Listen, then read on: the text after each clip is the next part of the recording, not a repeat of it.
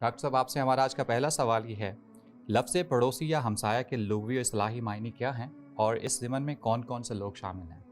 عربی میں اس کے لیے لفظ جار کا استعمال ہوتا ہے، جیران اس کی جمع ہے، یعنی جو ہمسائے ہیں، جس طرح قرآن پاک کی آیت پڑھی کہ والجار ذی القربى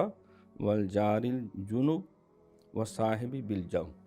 تو وہ یہ جار کا لفظ جو ہے بار بار استعمال ہوا۔ حضور علیہ الصلوۃ والسلام نے بھی جگہ جگہ فرمایا کہ جو اللہ اور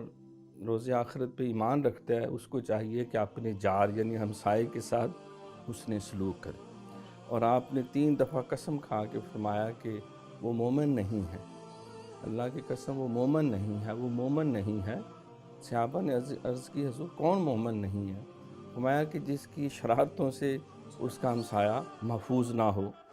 اور یہ بھی فرمایا کہ وہ ہم میں سے نہیں ہے جو خود پیٹ بھر کے کھانا کھا کے سو جاتا ہے اور اس کا پڑوسی اور ہمسایہ جو ہے وہ بھوکا رہ جاتا ہے۔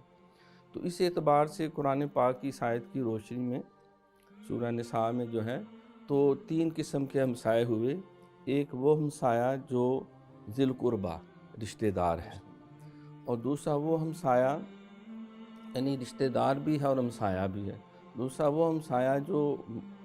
ہے تو ہمسایہ اور لیکن رشتہ دار نہیں ہے، اجنبی ہے، مسلمان ہے، تیسرا وہ صاحب بالجنب کہ وہ ایسا ہمسایہ کہ وہ ہمارے ساتھ ہی ہے، ہمسایہ تو ہے لیکن رشتہ دار بھی نہیں ہے اور ہم مذہب بھی نہیں۔ تو شریعت نے